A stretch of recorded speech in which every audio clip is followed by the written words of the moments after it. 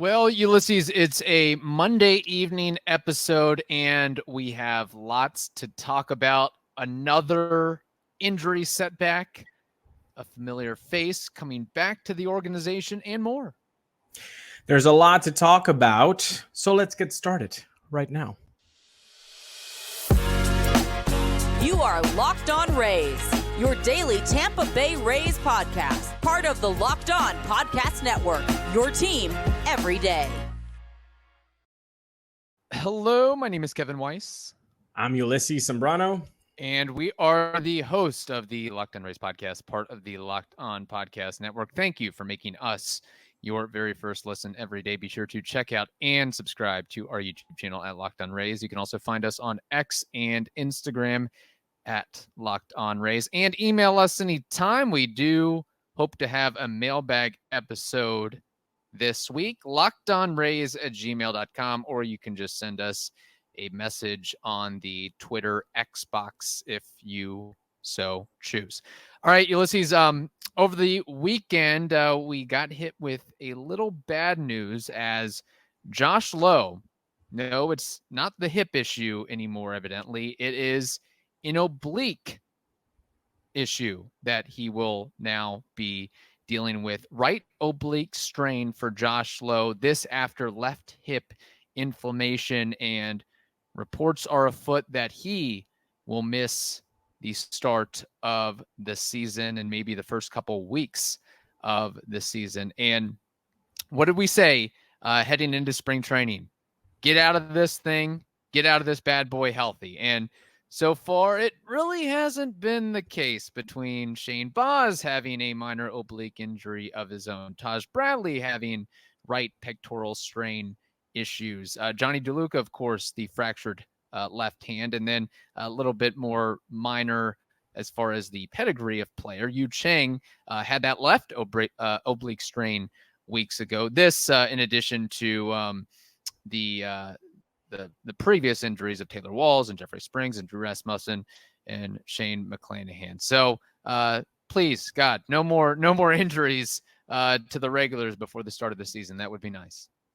If I take this silver lining, no season-ending surgeries so far. So I'll take that as a positive. And I'll also take as a positive the fact that they said it was extremely mild, that it's a minor oblique strain, apparently grade 1 strain. And if he, according to the team, he might just miss, the first dozen games or so of the regular season. Look, that's fine. That's fine. I think it puts a little bit of more creative juices on the 26-man roster, which is a lot of fun for us here to talk about and make our hypothesis on who's going to be that last guy, which of course we're going to be talking about. But yeah, it's definitely not the optimal thing to start the season in the IL with Josh Lowe, especially him coming out saying that he was happy about 2023, but he wants to get even better with 2024. So it puts a little bit of a damper on that start for the 2024.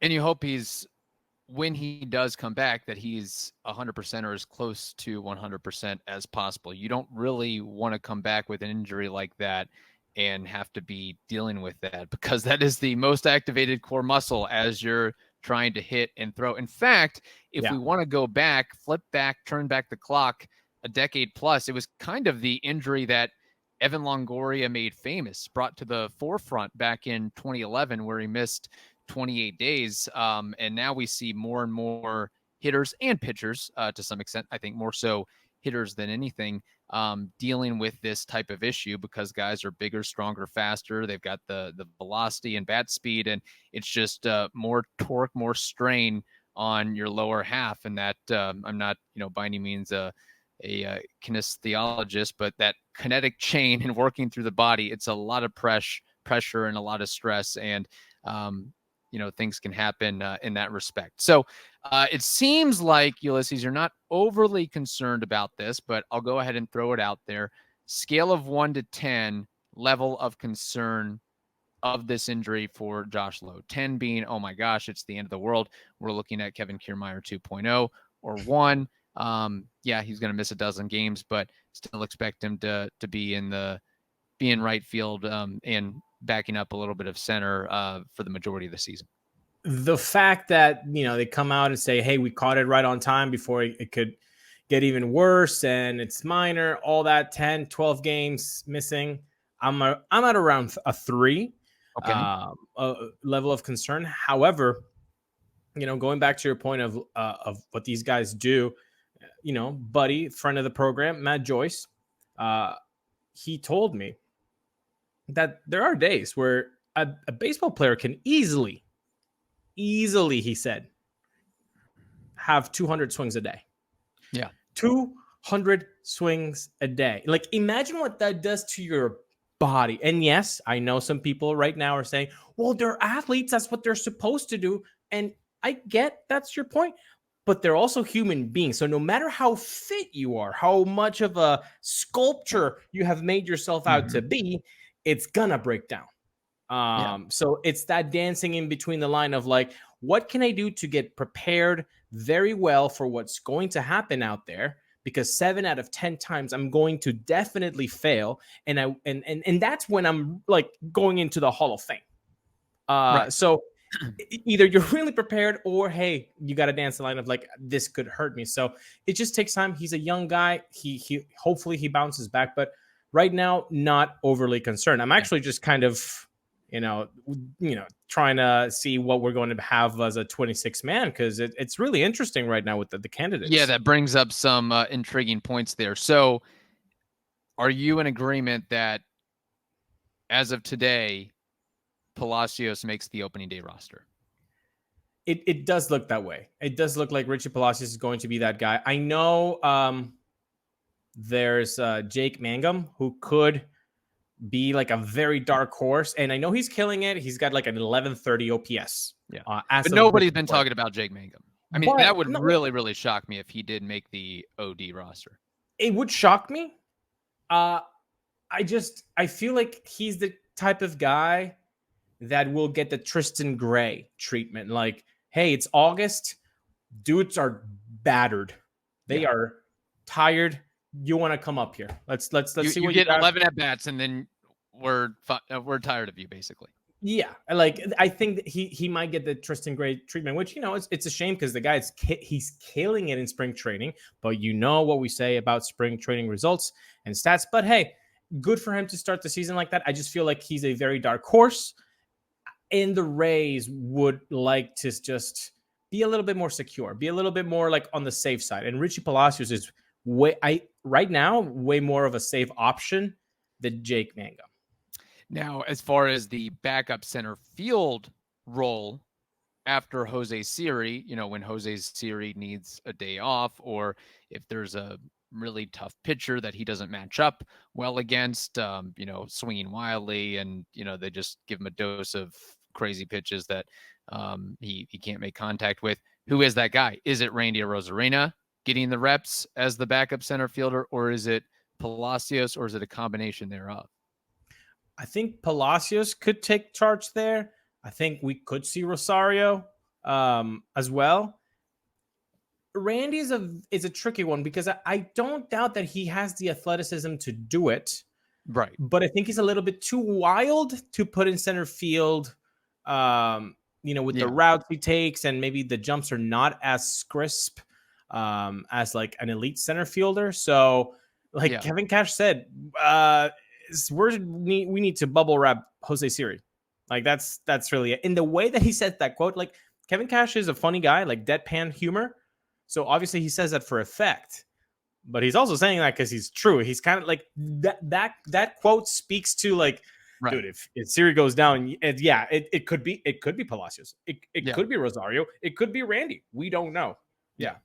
Yeah, and I feel like you don't want to take away from what Randy does offensively. You don't want to have to give him another thing to really hone in and focus on as far as learning the role of center field. And Klasky would probably heavily disagree with putting Randy in center field because he already thinks he's regressing as a defender in left field as it is. So, if there's a silver lining out of all the injuries that are coming to the fore here, it's that younger players are going to get opportunities and show us what you can do.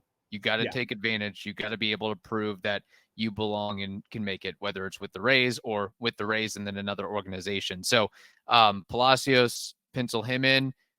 Mead and Aranda, is this a lock for them as well?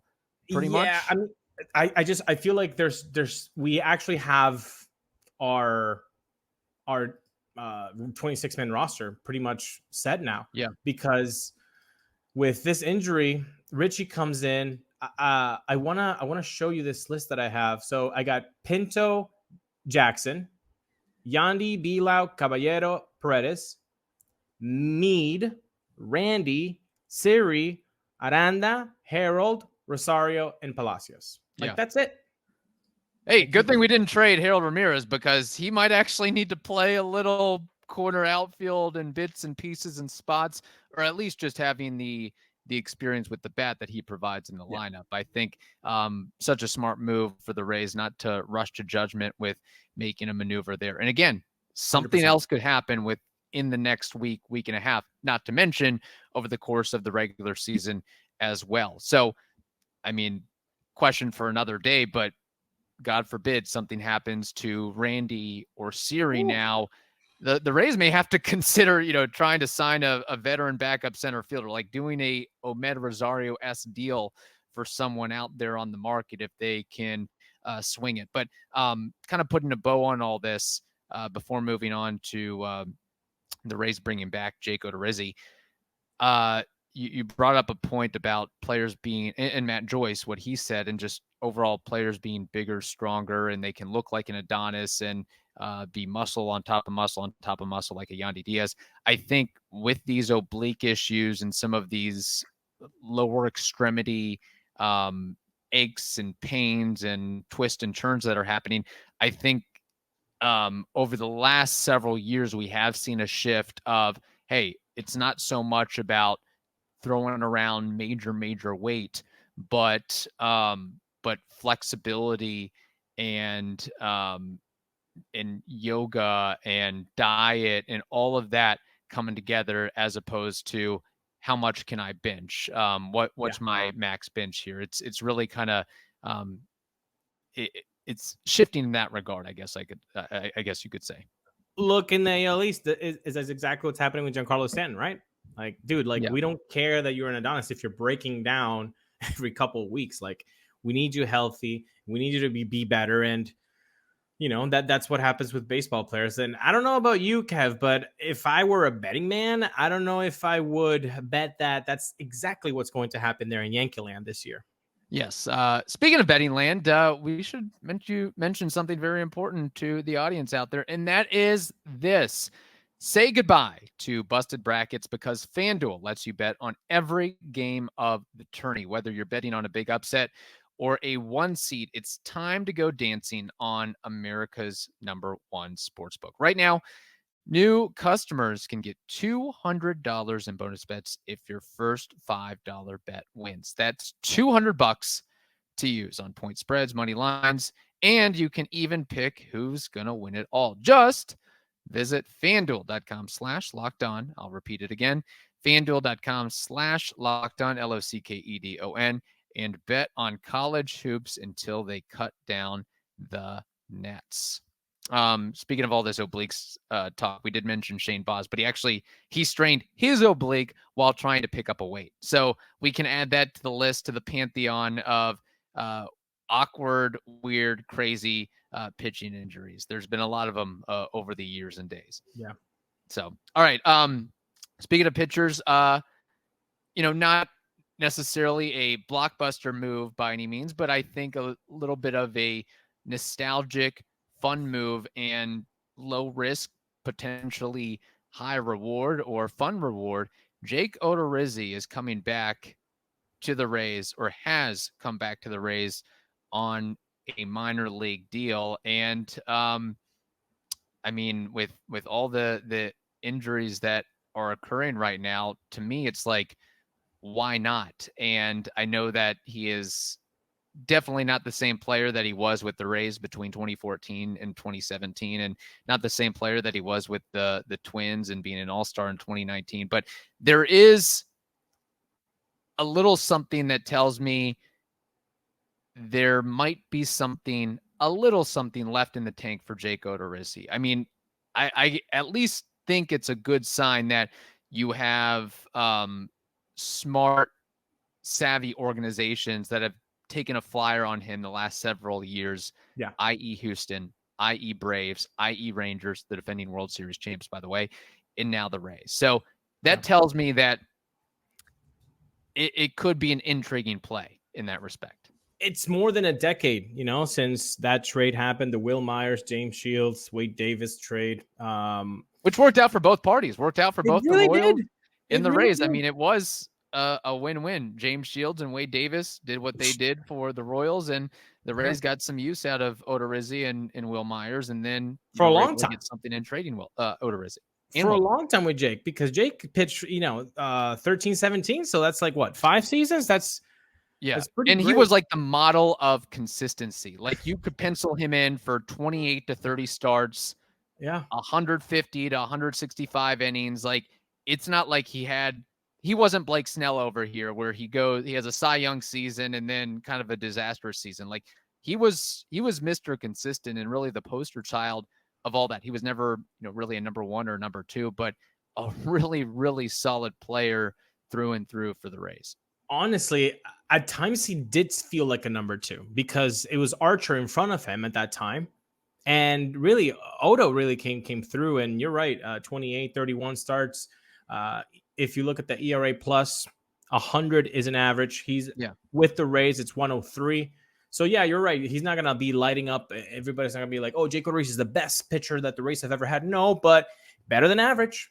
Better than average. Consistency, stayed healthy, and hopefully that's exactly what the Rays can get from him. Just a nice, stable guy right now. Obviously, with the age, he's not going to be pumping 8 innings. Nobody is. But, hey, if you can be a 5-and-dive guy, just as a save option, give me a 450 ERA, just talking, basic numbers here, that would be great. I mean, that just a normal 5 starter. You're not asking for an ace here. He's on the older side now. Yes. But it's interesting because, obviously we like Jake, but that battle for that 5th spot is intriguing. You've got 2 guys there in Chris Davinsky and Tyler Alexander. These 2 guys, a righty and a lefty, who have been talked about. Hey, we can stretch you out, and then maybe we can do a Drew Rasmussen, Zach Littell experiment with you 2. Yeah. So those are 2 names that could be interesting. And then you have Uwasawa, who you signed because the guy can provide you innings. Look at that, a rotation that needs innings, Uwasawa. And then now you have, I don't know how to spell his name. Waguespack. Thank you, Waguespack, right? That's how you, okay. And then Waguespack can also be an option there. If you don't remember him, guys, he pitched with the Toronto Blue Jays for a couple of seasons. So, yeah, it's a battle. Those 4 names, actually 1, 2, 3, 4, 5 names for that last spot in the rotation. It's going to be very interesting, man.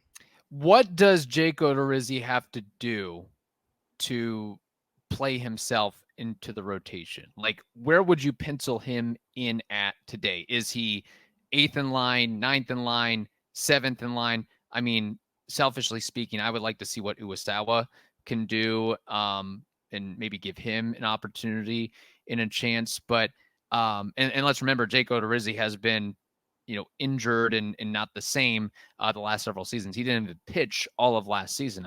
I wonder if he still got a ring from the Rangers. I would assume so. But he's pitched, 46 innings in I have that wrong. 2022, I guess he did pitch over 100 innings combined. And then 21, he pitched 104 innings. And then 23, we didn't see anything from him. So I guess, what's it take for him to play himself into the 5-man rotation? Number 1, real easy. Don't get hurt. Okay. That's number 1. Stay alive. Like, don't get any little side strain, nothing. Yeah. That's number 1.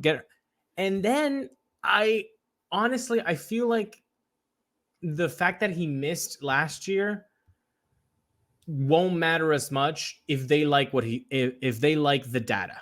That's if fair. they like this, the spin rate, if they like how he looks, I don't Yeah, I mean, think it's the not whole like they signed him on a whim. He pitched in front of scouts and right. evaluators, and the Rays saw enough in him to say, okay, yeah, we'll bring you back. And, I don't know and what it's not his like it's repertoire nothing. looks like nowadays, but in his heyday, he had 5 pitches, and I think he learned a split change from Alex Cobb that allowed him to have some success as well.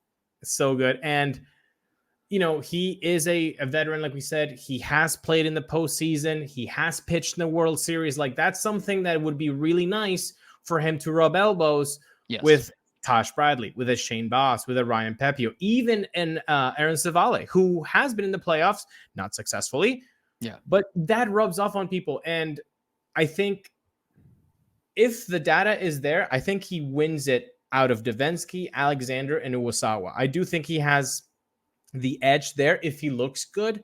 But my opinion of like what would I rather see, I want to see now Yuki Uwasawa. Yeah, I want to see think what he has. that would be that'd be a fun play for sure. Yeah. And yeah, good point on Odorizzi. Again, at the very least, if he doesn't pitch an inning for the Rays, he still is a pros pro. He's been in the league for a long time. He can impart a lot of wisdom and experience to the young guns out there. And he knows the Rays way. He played for the Rays from 2014 to 2017. I know they weren't, winning a ton of games during that span, but he was still, he knows, hey, this is how you have a good time. This is how you are successful and live up to your billing within this organization. For me, I see him as, I don't know if I'd put, a crazy inning total on him. I would say, max 100, 110 innings. Maybe it's with the Rays and then he gets shipped off to another organization. But I kind of see him as sort of that hybrid starter reliever bulk role. I see him giving you like between 60 to 80 innings, where pretty much every year the Rays have had that guy. 2023, Yanni Chirinos. 2022, Ryan Yarbrough. 2021, Luis Patino. 2019, Jalen Beeks. 2018, Chirinos again, and Austin Pruitt. That's kind of what I'm seeing and looking for from him on kind of the positive end. And if you look at the contract, it's 1.5 mil, but then it has $500K bonuses every time he gets a benchmark of innings pitched. So at 25 innings, $500K. At 50 innings, $500K. So I think he has the obviously the incentive, the monetary incentive to be healthy, to be on the mound. I really like this move. It could be nothing, but it could be really beneficial for the Rays. And if you're talking things that could be beneficial for you, that's eBay Motors, people. I mean, there's passion, there's drive, and there's patience. And that's what eBay Motors can bring home to you. It has everything you need to maintain your vehicle. Let's talk about superchargers, roof racks, exhaust kits, LED headlights, and much, much more. They have over 122 million parts that you'll find exactly what you're looking for with eBay Motors. And with eBay Guaranteed Fit, your part is guaranteed to fit your ride every time or your money back. Because with eBay Motors, you're burning rubber, not cash. Whoops. With all the parts you need at the prices you want, it's easy to turn your car into the MVP and bring home that win. Keep your ride or die alive at ebaymotors.com. Eligible items only. Exclusions apply. eBay Guaranteed Fit. Only available to U.S. customers. Okay, couple of things here. Jake Odorizzi has made $68 million in his career, so he's done a really good job for himself. Nice. Not that far away from what Corey Kluber, with his 2 Cy Youngs and 2 top 10 finishes in that voting. Poor Corey. Yeah, poor Corey. Poor Corey never got to cash in on the big paycheck there.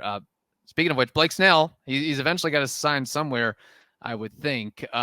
So that's a conversation to be had. But yeah, some of those years for Jake Odorizzi, just if you have the time, go back and look at him. Like, there was I think a season or two very comparable to what Zach Eflin did this past season for the Rays. 2015. And we're like waxing poetic and going crazy about Zach Eflin. And how much of a horse he was and how productive he was. And it's like Jake Odorizzi, we were just like, he was like an afterthought during those years to some extent. You know what it was? It was that we had come from that 2012 season of like the best franchise pitching staff ever. Yeah. So like when you have that much of a standard, Jake Odorizzi just flies under the radar, but he was a really, really good pitcher. So hopefully he can give some good innings for the Rays. But you know what's also not, you know what is underrated?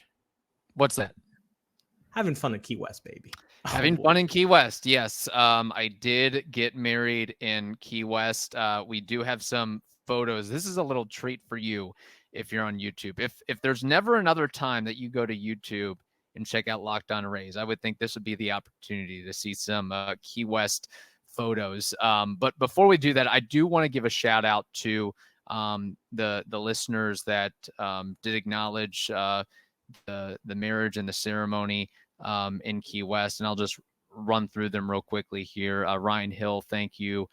Mike H, Will Keller, JR Junior Breaks, Jack Voorhees, Alexander TB6, Dezelaguna, I hope I'm saying that correctly, Wax Poetic, Ad Pete 99, Michael Bagg, OG listener. Just thank you all to for your kind words and the congratulations and kudos to what was a memorable event. Ulises was there. He can speak to it.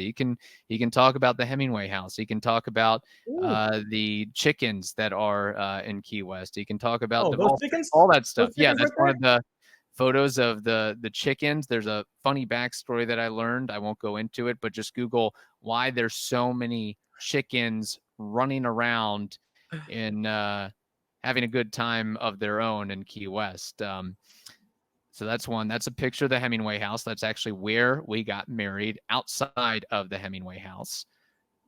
That is a picture of 6-toed cats that are on the Hemingway house property. I don't recall how many cats there are on the property, but I think it's 60, dozen, right?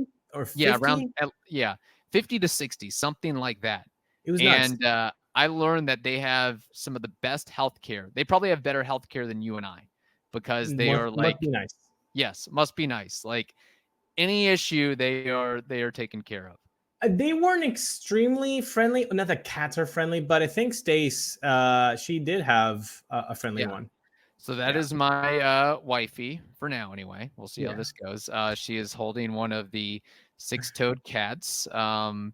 And good thing, because I am like deathly allergic to cats. So the ceremony was outdoors, thankfully. If it was indoors and there were a bunch of cats running around, I probably would have had an issue. Also a good thing, the ceremony, the actual wedding, was relatively short, so we were able to get out of there. That's a picture of me and my family, my 2 parents and my sister. You can see if I'm not lying when I'm saying I'm 6'2", 6'3". I mean, you can kind of see it there. That's a picture of my sister we were at a Cuban restaurant. I got some Cuban coffee and a nice breakfast sandwich. So that's the thing. You can eat in Key West. Like there's no shortage of wonderful, wonderful restaurants. That is a photo of I guess us taking pictures with the professional photographer, and you can see the Key West lighthouse in the background there. But that's on the Hemingway house property. That's a picture of myself and Stacy again with the fancy flowers. Those are the groomsmen. You see a good-looking guy to the far right, and a good-looking guy second from left. And then we have Brendan, Scott, and Anthony in there, and the gentleman who did our vows. It was really fun to talk to. It was really nice. And then talk to us about these 3. Okay, so that is Stacy's bridesmaid, Ginny, who is giving a speech at our reception, which was at the Hard Rock, which I thought the food was very good. The open bar was very good. It was delicious. Yes, it was delicious food. It was so good. No, and that credit goes to Stacy for picking out the menu. Although I did say, like, hey, just make sure we have steak. as long as we have steak, Oh, we're the good to steak was go. the best part. So thank you. Yeah, The steak was no, the best. I really enjoyed the steak. There was also The mashed potatoes might have taken number one, maybe. I don't know. It was a tie. She's a big mashed potato person, so she chose that. There were carrots and green beans, and I think there was a fish platter as well, and then little cheesecakes, and then dessert to boot. That is another one of our friends, Emily, who gave a best man speech, and then Ulises, you came up and had a good speech as well. So I actually got 2 speeches to Stacy's one. And yeah, so we're sitting out there. I don't think you can see it, but I had a beer and an old fashioned. I couldn't get married without having an old fashioned at the open bar. So no, you all did a great job. And then that's us 3, myself to the left, Ulises in the center, and then Stacy on the right at the Hard Rock Cafe there. I took more pictures in the period of like 3 hours than ever before. Like goodness, it was like you at the stadium at the Trop, like people just like hounding you for pictures. Yeah. Except I wasn't signing as many autographs. That happens a lot more at the Trop. I think Stacy has many of your autographs already. Yeah. Yes. She can't ask for more. I did not charge for photos at this event like I usually do. So we had that going. But I think that pretty much wraps up all the photos, right? Yeah. Awesome. That's what we have. But no, man, it was a great weekend. I also want to thank everybody that sent out their vibes. Like I wanted to like, hey, send out their vibes, but the Locked On Rays community, wow, you guys really came through. Every time I saw those comments pop up, I was like, wow, it's great to talk about Rays baseball, but if you've been with us for a long time now, like, us as human beings rather than just like talking heads and avatars. Like if you've been with us, you kind of know our personal life and at least some of it. And so this was just a really nice treat that you guys really came through for Kevin. And I want to thank all of you for doing that, for making his day special. No, absolutely. We appreciate all of you. And we're not shy when we're out in public. We always want to, say hey and chat. And in fact, that's kind of a good segue because March 28th, Rays opening day at the Trop, we will be there. So if you want to hit us up and have a drink or whatever, I mean, we're pretty flexible. I think we'll move around, mosey around, and just send us a DM if you'll be there, and then we can kind of pick a meeting place that, hey, in this inning will be Budweiser report, something like that. I guess we can kind of fine tune the details a little bit. And guess what? You take a picture with us, it's going on the show, baby. It's going on the show. You're going to be on the show. So, reach out and hopefully we can talk some ball. It'll be fun. Opening day is really exciting. It's coming, people. It's coming. Opening day is 10 days away. So that'll be fun, man. So yeah, I'm excited. I'm excited about ball. Awesome. Yep. Yeah. We are all excited about that. And we have more Locked On Rays to come. We plan to have a full slate of shows this week and next week in the lead up to the big day that is. In the meantime, hope you all have a wonderful day. Stay safe, and we will talk to you tomorrow. If I can find the outro here. It's been a couple days. Here we go.